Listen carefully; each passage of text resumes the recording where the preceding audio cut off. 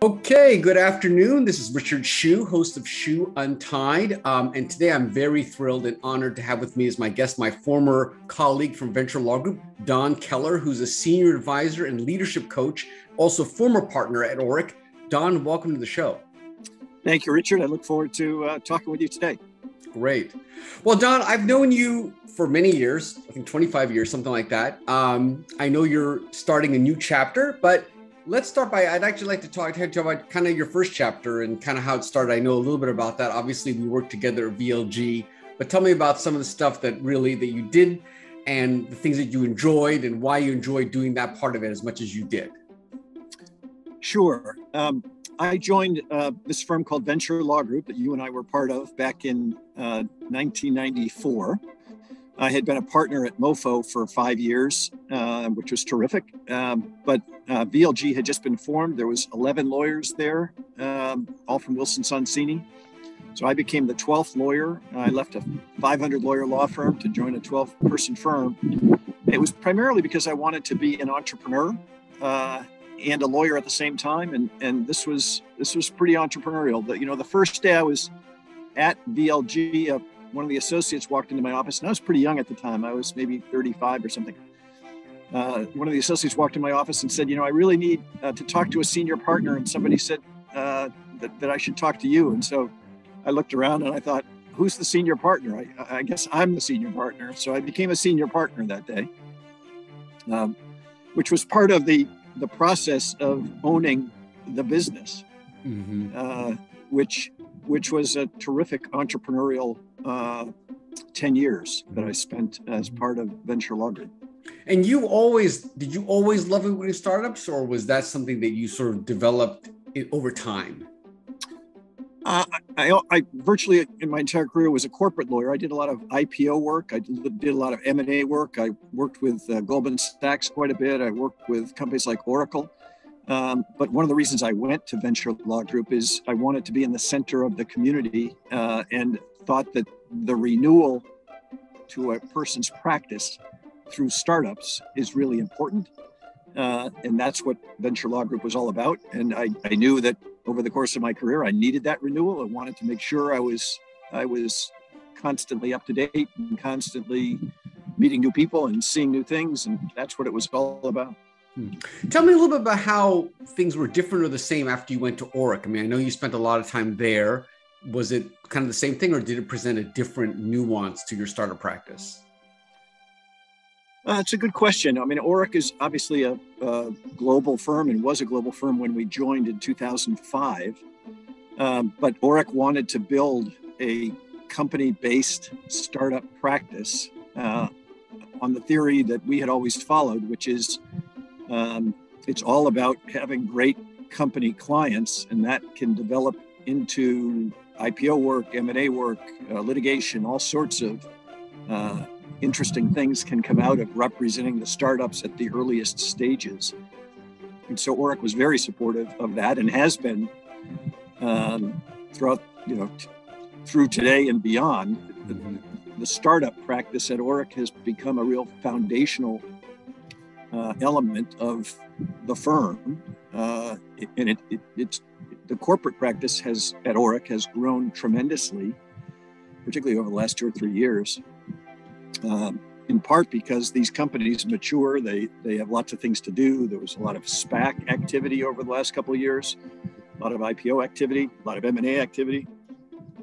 So it's something that's been absolutely embraced by Orrick, and it's also been embraced.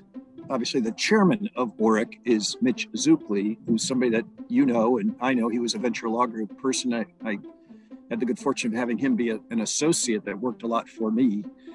But he understands the value of company relationships and having that develop into a large practice. And he's taking that another step. And a primary element of Orrick's strategy is to be sector focused, meaning, and he's really the original creator of that sector focus. Several firms have followed him on that, but the firm at Orrick has 3 sectors: technology and life science is one, Energy is 2, and energy and infrastructure is 2, and finance is 3. And everything that the firm does needs to be within those sectors. It needs to advance the sector strategy. How do you compare your time at Orrick and VLG? I mean, how would you compare those two, would you say? It's a good question. VLG I was there for 10 years, and ultimately VLG was sold to Heller Ehrman, and the entire firm went to Heller Ehrman, and then about half of it went to Orrick a couple of years later. But it was very entrepreneurial. It was through the challenges of the late 90s, where the business climate was extremely busy. Companies were going public after being alive for 18 months. And a lot of those same challenges existed over the last couple of years, actually, in this market. But we had to keep people as associates. We had to offer equity enhancements in our clients to associates. And then the downturn came in 2001, and that was a difficult time, where virtually, 80% of the startups that we represented disappeared in the course of a year or so. And we still had a very, very valuable practice and situation, but it led to us thinking, why don't we put ourselves in a larger, more diversified firm, maintain the startup focus, but have the benefit of that diversification, so that kind of swings in economies don't impact us quite as much. And that was a similar strategy at Orrick. Orrick is a very diversified firm geographically, practice-wise. It's 3 sectors. It's not simply one. 45% of the firm is litigation, 55% is transactional. So Orrick can weather the ups and downs of the market much better. And the other piece of that is, when the technology market is roaring, it's not quite as huge of an impact on the firm as it may be for a firm that is 100% technology. But that's okay, and that can be good, because you want some level of steadiness, and that's what the sector strategy has created. So I guess another difference is, I've been on the board at Orrick, and I led the corporate practice at Orrick and led the sector strategy at Orrick. And you have to think more broadly when you're at a larger, diversified firm. You can't go into a meeting thinking, oh, my Silicon Valley practice and colleagues are what it's all about, which is what it was when we were at Venture Law Group. We have to have a broader mindset that this is a global situation, that people in various parts of the world that are part of Orrick are looking at the world a little differently than we are. People that have very large litigation practices have a different mindset, and you have to absorb all that. I'd say, fortunately, Mitch has done a terrific job as chairman to bring all those pieces together, frankly, in part by creating the sector strategy as well. But it's really about thinking more broadly and how all the pieces fit together at a larger firm. So normally you think of entrepreneurs being in their 20s and 30s who start companies. You obviously went and really started a company after a long career as a corporate partner. What brought that about, and why did you want to do it then? It's a good question. So we initiated a project within our technology companies group about 7 or 8 years ago at Orrick. And it grew out of the demand of clients. Clients would call us and say, hey, we got a term sheet. We need to have a data room put together tomorrow. And we were basically all paper at that point. Just the whole world was all paper. And so we'd have paralegals scrambling, opening up minute books and scanning things. And it was kind of a big free-for-all for a day or two while we put this together. And we said to ourselves, and I think we were ahead of the game, we need to be all electronic. We need to get rid of paper. So we hired an old Venture Law Group colleague, Jackson Radcliffe, to come in and build a product where we could store all of our client records and allow them to have access to those records. And he did a wonderful job. And within 18 months or so, we had a system up and running built on SharePoint that was frankly better than anything in the industry. It allowed clients to get into their materials 24/7. If you're at a board meeting, you could get access to whatever is relevant to the questions that are coming up. So that was what we called V1 of our product. We then interestingly, we saw that Atrium was being formed as a well-financed legal tech company in Silicon Valley with the objective of being the largest tech-run law firm in the world. Mm-hmm. And they were recruiting everyone, recruiting a bunch of our associates. And we said, we can do that. We've got the foundation already. We've built this terrific product. So we built V2 internally. We went out and hired a couple developers and created a cloud-based version of the product with the idea that we could add features to it. And we did that. And when we did that, we had in the back of our mind, this is maybe 4 years ago, that we could spin this out if successful. And the benefit of spinning it out is you could get it financed in the market as opposed to having Orrick, pay a bunch of developers forever. And you could have the benefit of an entrepreneurial environment for the benefit of the company, as opposed to having it within Orrick. You could develop, you could attract better talent. So that was the reason for what we called V2. We built V2, and then I took to the board about 2.5 years ago. I said, we built V2. It's time for Orrick to decide, do we want to hire 10 more developers internally to make this into a great product? Or do we want to take that off of the Orrick balance sheet and spin it out? And I put my hand up and said, I volunteer to be the CEO of this company.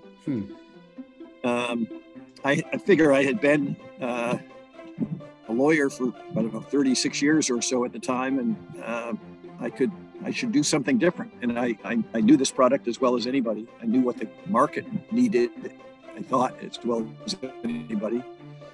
So I jumped in.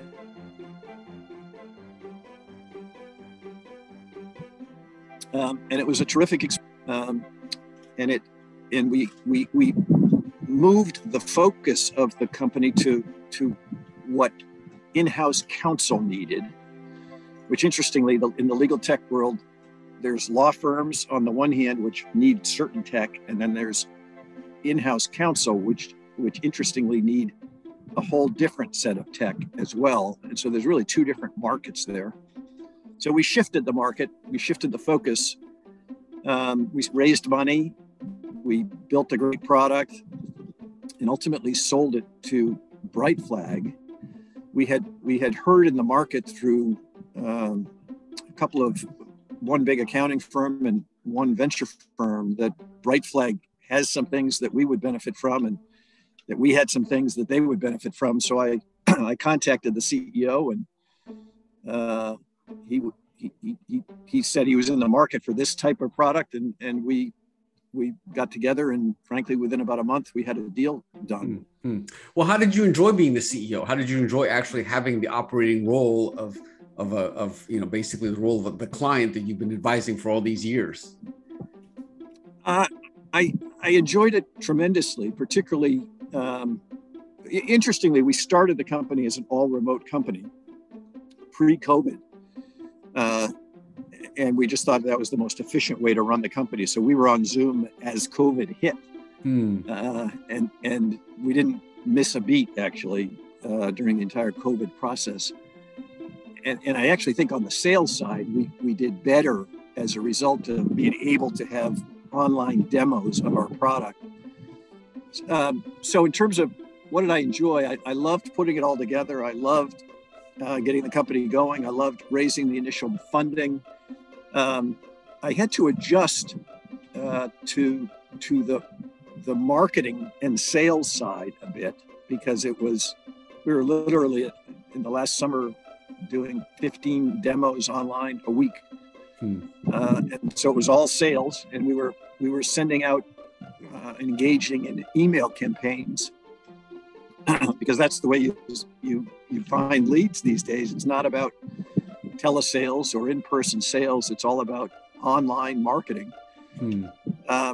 So for me, that was an adjustment, and frankly, we could have used a founder who was really steeped in online engagement. It's such an important piece of the puzzle. But I'm finding that I am using that experience significantly in my coaching now that I'm back at Orrick and have been here for the last month or so. For example, I met with a partner yesterday and we talked about business development opportunities and how to engage in business development. And I told him that if I had this conversation 5 years ago, I would have said, well, let's talk to all the venture firms. Let's get some meetings set up. Let's do a little dog and pony show in person. And I said, that's just not the way the world works anymore. So really what we have to do is every Orrick partner, and this is part of my coaching, and needs to develop a brand, needs to develop an online market presence, just like you are with this podcast, Richard. And they need to do it through email campaigns, through LinkedIn, through Twitter. And that's the way the world is now. And that's a valuable lesson that I learned. And I'm not saying I'm the world's best online marketer. I just am aware that that's what you have to do. And frankly, it has the benefit of having tremendous leverage versus what I described as 5 years ago of trying to get some meetings set up. I mean, the leverage you can get from, LinkedIn or email campaigns and, little things as well. I mean, one of the things we bought a list at Joinder. We bought a list of emails and sent out 300 a day to general counsels saying, here's what our product is. And then we would do email campaigns where each general counsel would get a new email with a new topic related to our product every week. And the marketing folks were telling us you really need 6 or 7 contacts with each target for them to feel comfortable responding to you. They need to see you. They need to see that you're real. And that's what we developed. And those types of things are, I think, things that we have to think about in terms of developing individual and firm-related and practice group brands at Orrick. So that's a perfect segue into why you decided to do this, to going back and be a leadership coach. I mean, you were a practicing lawyer. Obviously, you did the startup. What made you decide to want to do this to begin with? It's when we sold the company in October, Bright Flag has a terrific management team. They didn't need me as CEO going forward, and I was fine with that. And I thought I was kind of done career-wise, and I play pickleball for the rest of my life. But then, after several months, which I really enjoyed, for the first time in my career, I had, frankly, 4 or 5 months off. I started to think, boy, I feel young. I believe that engagement is important in the world for an individual, and I was fortunate to have enough of a skill base that I've developed over 40 years in leadership opportunities that the firm wanted me back. And it's not the same pressure cooker situation as trying to maintain a $10 million practice, but it's a perfect opportunity to engage with people, to try to add value and engage. I think to be credible, I think I have to have clients and be a real practitioner. I think your half-life goes away pretty quickly otherwise, in terms of being credible with those that you coach. So I'm doing some of each, and the coaching opportunities are interesting. It's, there's a lot of folks that could benefit from, how do I become more of a leader? How do I build a team? How do I become a better recruiter? How do I transition from being an associate to a new partner? there's a lot of things that I've done for, I think I was a law firm partner for 31 years. So there's a lot of things I've done that the folks that are coming up don't necessarily know. And it's easy to transmit that information if you have that opportunity. Is Mitch coming to you for advice too? Well, there is Mitch and I have had a standing Sunday morning, go out and run a bunch of miles or walk if one of us has a bad leg or something, which we've done for probably 22 years. And it's frankly been each of us coaching the other. So I think that will continue. Well, it sounds like you're having a lot of fun with this new chapter. Is that a fair statement? I mean, you look like you're really enjoying it. You sound excited. Is that a fair statement? Absolutely. I mean, I feel, interestingly, it's not about compensation right now. It's really about feeling engaged and adding value and staying relevant. Yeah. And when I have the benefit of, like I said, of having been a law firm partner and leader for 30 years, that there's relevance to convey. There's value to convey. So I feel fortunate. And it's a perspective I probably wouldn't have had if I had not gone off and done the Joinder experience. For sure. Well, Don, it's been a wonderful conversation. I really appreciate you taking the time after so many years. It was great to do this. If you decide to do a chapter 4, you'll have to come back and tell me about it. Thanks again. This is Richard Hsu and Don Keller. Thanks so much. Thank you, Richard. See you. See you.